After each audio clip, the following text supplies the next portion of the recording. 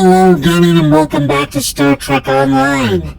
We're currently in the middle of a mission. We're about to confront Dr. Cooper, or the former Dr. Cooper, and now definitely Alien Menace Cooper. Let's see. We just got out of the Mindscape. Tuvok is currently captaining, but I am setting the destination so we can go find Cooper. So, setting the coordinates. Voyager will join you in the Northwest Passage. We'll leave as soon as you've returned to your ship. We need to hurry if we want to catch Cooper. Alright, return to the ship. Let's go. Now, this part of the mission is basically the same as, the first part. Well, not the same, but... This area of space was labeled by Commander Chakotay as the Northwest Passage. It is a corridor of space that the Borg avoid because of the high incidence of quantum singularities, which the Undine use as points of transit. Voyager encountered the passage in 2373, and Captain Janeway chose to use it to travel through Borg space. This precipitated our first contact with species 8472. What do we need to do here? We must locate a quantum singularity that will lead us into the correct area of fluidic space. My suspicion is that Cooper is using this region as a staging ground for the massed Undine fleet, and his command bioship will be there as well. Approach each singularity and check its quantum wave signature. When we find the correct one, we will pass through. We'll probably have to engage the Undine ships first and then scan the singularities. Okay, so we're now back in our ship. We gotta scan these quantum singularities. Let me get set up here. Okay, let's do that. Just in case. I already know that I'm gonna have to fight some stuff. So, what I was saying before is that the other half of this is fighting Cooper and taking down his ship. And, the first half of this was long enough for a full episode. So, this other half of it is probably going to be at least 15 minutes by itself, so that's why I stopped the episode and started another one. Alright, scan that. There we go. Singularity is too unstable. We must keep searching. Alright. You don't want to hit these bubble things. They cause problems for your ship, so try not to hit them. And we are moving on. Let's see. Let's do this while we can. Level up all of our minions. Our ships. Okay, we're approaching some ships to fight. Let's start fighting now. There we go. Let's get that activated. I would love to scan the quantum singularity, but I'm not gonna. Not until I'm done with the ships.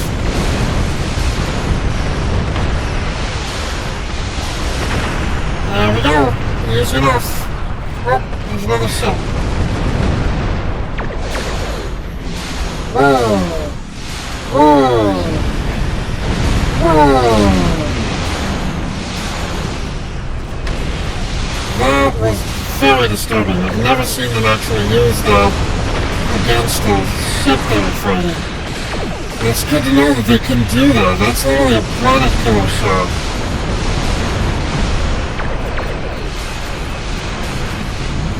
Alright. I think that's all of them. Okay, scan the singularity. Let's move on. There we go. This singularity leads to an area of dense fluidic space that is overgrown with core-like structures. We cannot use it. Okay, next one. Guess what? Usually it's this one that's the correct answer.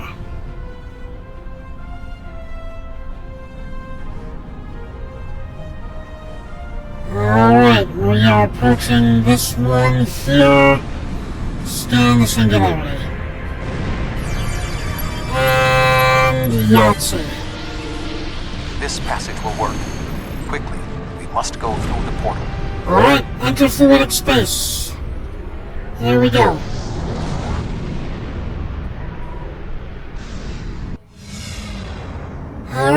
are back in the fluids. We need to reach Cooper's command bioship. According to my scans, he is using a modified dreadnought as a control vessel. Intriguing. Cooper's bioship appears to have nerve clusters, gyri, and structures typically associated with brain matter. While most bioships are organic, they are not aware. Rather, they are biological tissue operated by the Undine as tools. Cooper's vessel is different. It is possible that the ship is self-aware. Interesting. This would explain the increase in Cooper's telepathic abilities. Not only is his command bioship able to coordinate the entire Undine fleet, acting as a brain for the other ships, but it also amplifies his psionic power. We must gain access to the ship directly. We will need to temporarily disable its shielding mantle, so we can fire upon vulnerable sections to disable it. Find and disable Cooper's ship. Understood. You've come a long way, but as you can see, I am not unprepared for your arrival. This command bioship is unique. It is capable of coordinating an entire fleet of bioships. A fleet that will launch from the structure you see here. Even if you attack me, I suspect you will find the sheer power of my new fleet to be overwhelming. Power overwhelming, huh? We're not defeated yet. Alright, so we got 2 bio cruisers that we have to deal with. Let's see, can I do it from here? Oh, now I'm within range, so yes.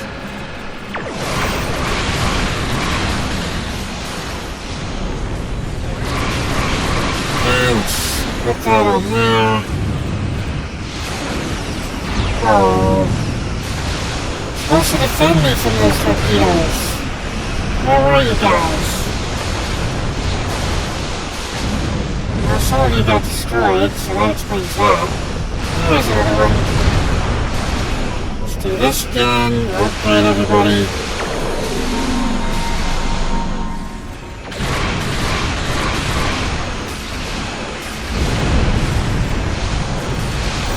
Alright, hold still for a minute.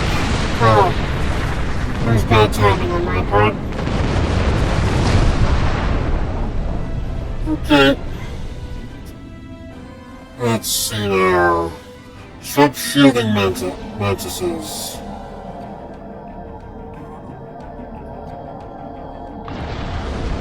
Okay. We are drifting greatly. Okay. Stop moving. Whoa. Okay, moving away.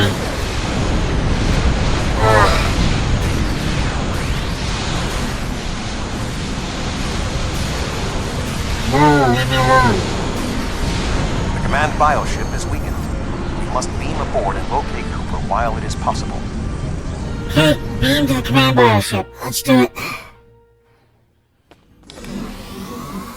We are close to Cooper's position, but the bioship is blocking transport in the area closest to the central nexus. We must find control nodes that will allow us to enter the nexus. As the ship is organic, we may be able to force it open by sending impulses through certain nerve endings, thereby causing a reflex reaction, much like a sneeze. Find the control nodes, open the central nexus, got it. Here's the one thing I hate about this mission. For some reason, and I don't know why, it decides that it's going to grab a random crew member from your crew, from your ship, to put in your team here. Now, I have no idea why, but they chose this character to put there.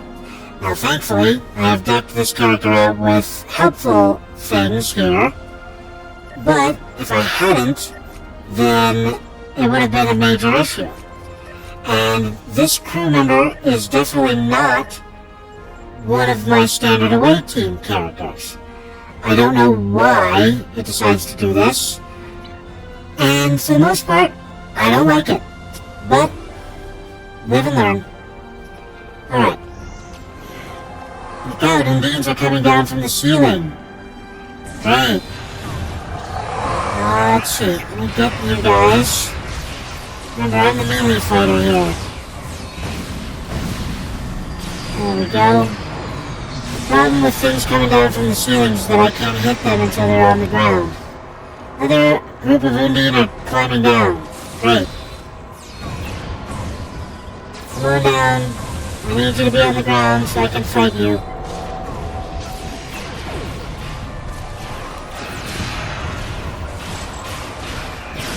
One, two, and three. 1, 2, and 3. Okay. Take the items. If I remember correctly... Oh, wait. First we gotta do this. Enter control The nexus. muscles controlling this passage will not release. We will need to find control ganglia we can use to trigger a reflex response and open the door. The release has to be near here.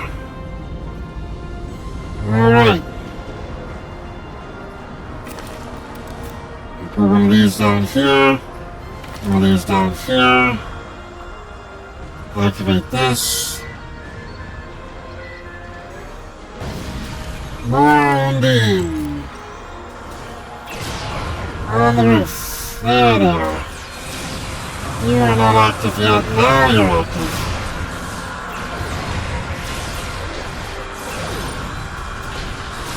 Okay. Do we have any more? Doesn't seem like it. I don't need to put more of these down. I know that there's no more attacks coming.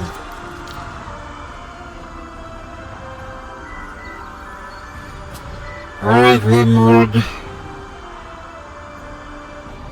Turn to the central control necklace. Central control necklace. It should be in the chamber just beyond this door. This ship has a mind. Can you convince it not to fight us? An intriguing notion. I shall make the attempt. You must protect me from Cooper and his soldiers while I concentrate on the mine belt. When you are ready, we shall proceed. I'm ready. Start the meld. Here we go.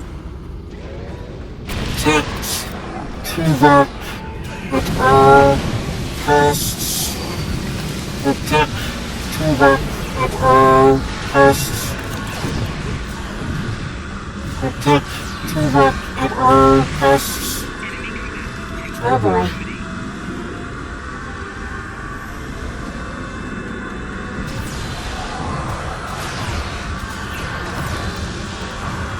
We got cows.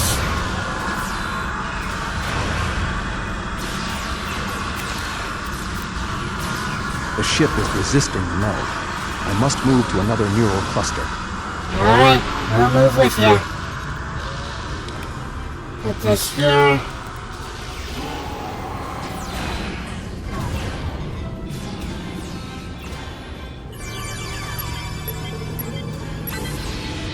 There we go.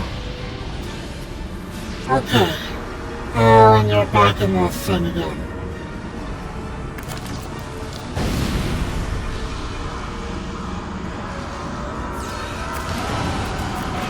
Alright, Brainiac.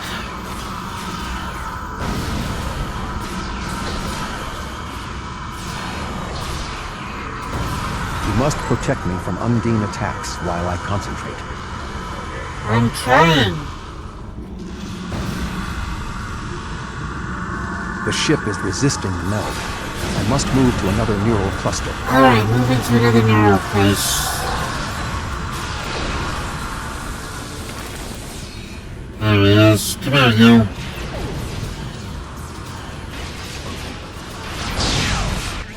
There we go. What is happening? You did this! My mind to your mind. Communication established. Your thoughts to my thoughts. Interesting. The weak will perish. Why should we listen to the weak? You will perish when the Iconians complete their purge. To the Iconians, you are weak. We must survive. When we fight one another, we are weak. United, we are strong. No! Don't listen to him! We must see to our needs. The needs of the many outweigh the needs of the few. Well said. Many must survive. There we go. We don't need them! The many will be strong. The strong will survive. They are weak. I will save us! There it is. No! He's been demoted. We are strong. You will be repurposed. See, I would love for them to revisit this character and make him into a good, like, now he's being repurposed, so logic dictates that they're literally reshaping him to be good. The Bio Essentially. Dreadnought has no intention of entering our space. Now we must return to our ships before the Undine retreat to their own fortresses in fluidic space. Return to the ship. Let's go, my brave crew and whoever the hell you are.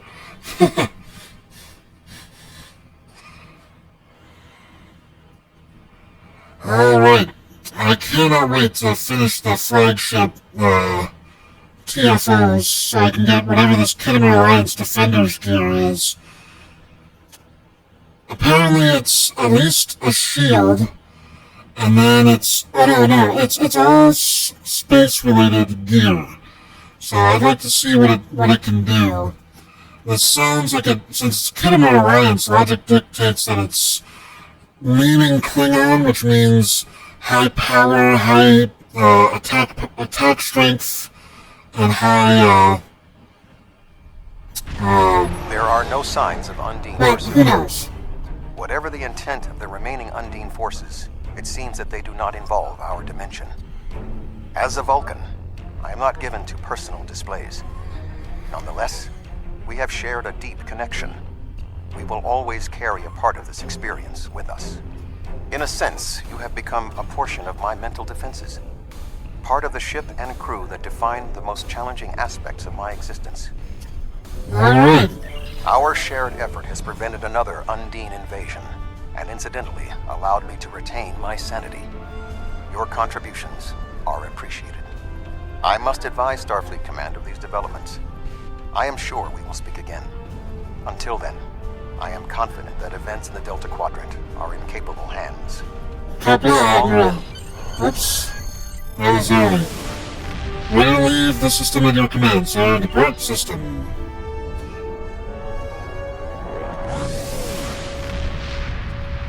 Alrighty then. We have accomplished another fine goal.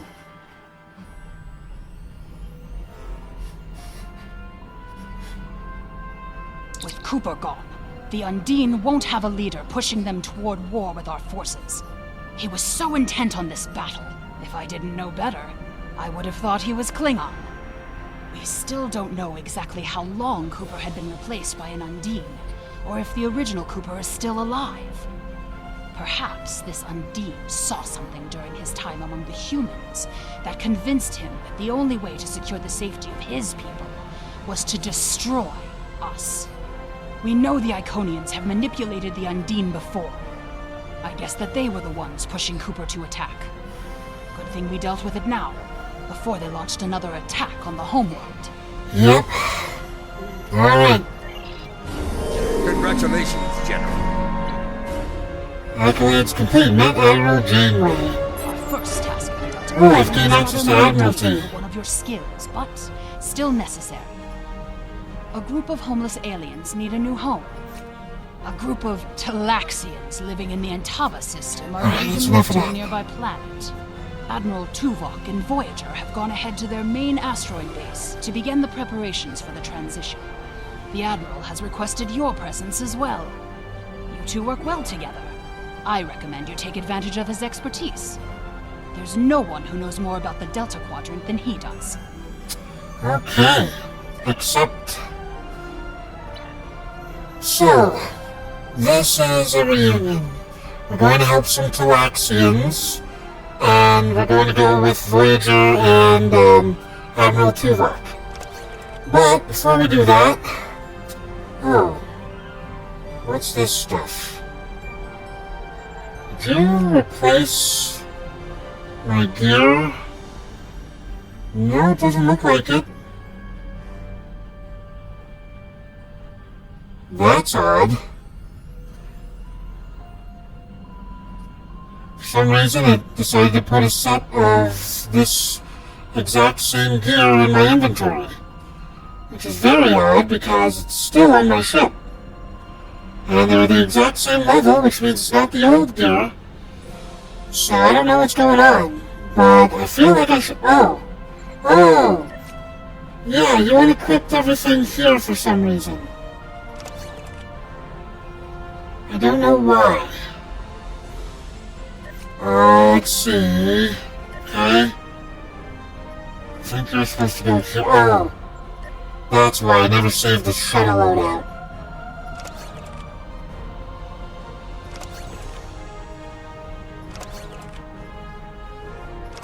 There we go.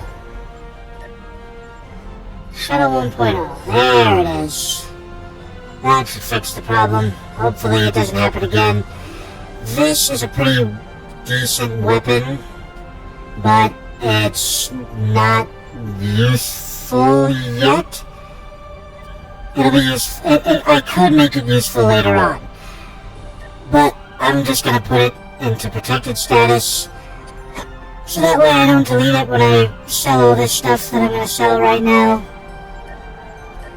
And then I'm just going to put it where it belongs, in storage.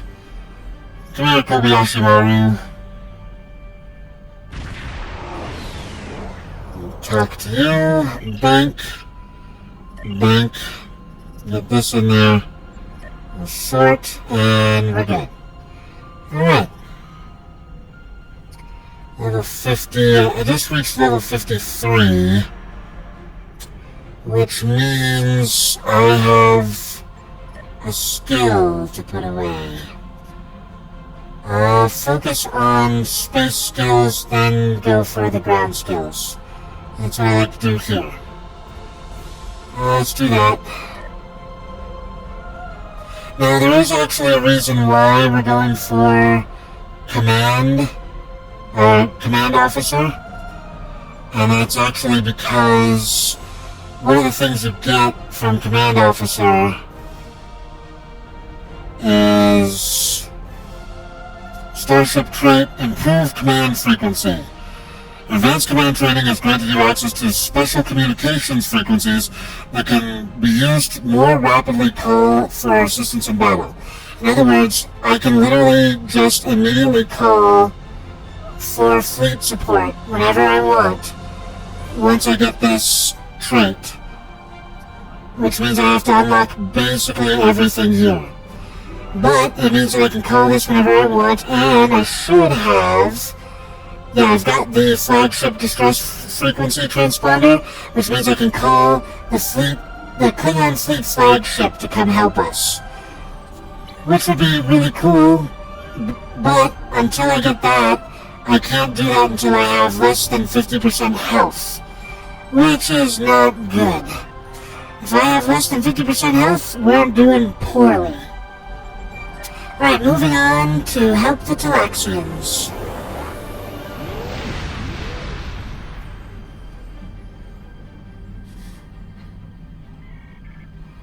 Alright, let's begin reunion.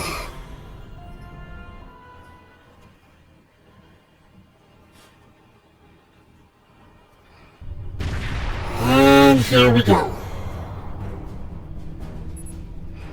We have arrived at the Entaba system, sir. Our orders are to rendezvous with Admiral Tuvok on Voyager. Setting a course to their coordinates now. Let's get these started because we can already see a problem. Kaizen Raiders. Attract fire. Nope, I do not want to attract fire. Voyager is under attack by the Kazon. Engines are offline, requesting assistance. Of course. We'll be there momentarily.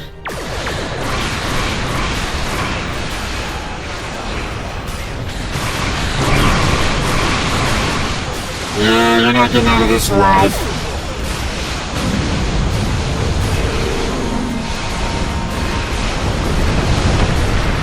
Alright, last one. And done. I swear, this ship just feels like it's doing things so easily. Thank you for your assistance. We were en route to the Talaxian base when we were ambushed by the Kazon. The damage is relatively minor, but my crew will require time to make repairs. However, I have a personal request. The leader of the Talaxian colony served with me on Voyager. Would you be willing to take me there? Of course, Admiral Tuvok. Beam over at your convenience. This base is populated by Talaxians. My shipmate from Voyager, Neelix, joined them before they moved to this location. The Talaxians have been looking for a new homeworld for quite some time, and now they have found one. The Alliance's history with the relocation of the Romulans will be invaluable in this process.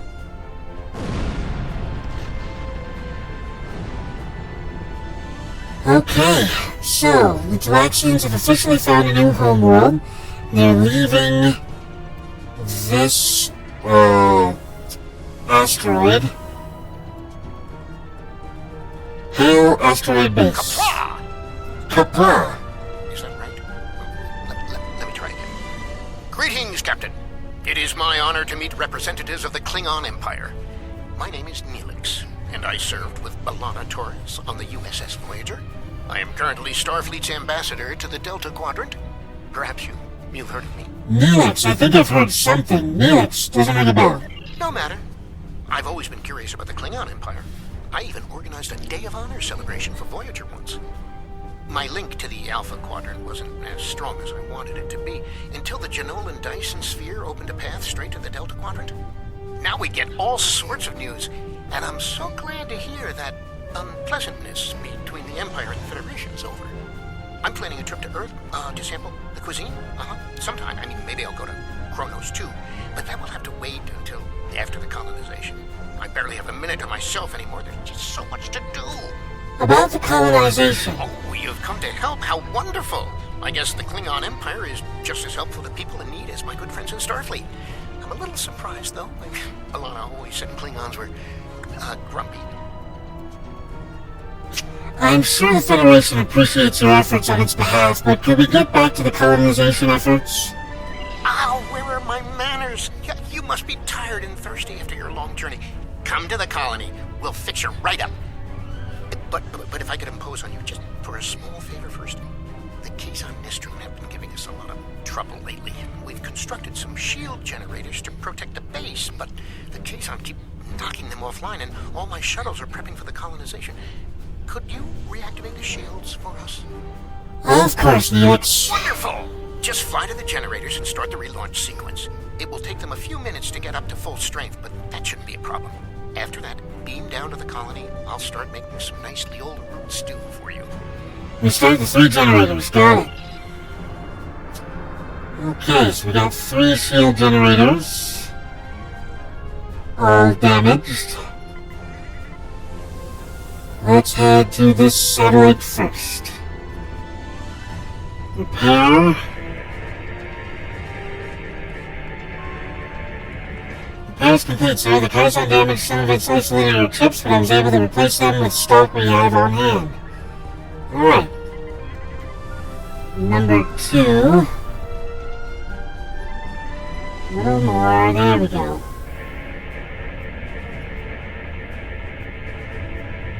Repair is complete, sir. The Kazon managed to sort out the EPS conduits, but I was able to reroute power through secondary relays. Last one.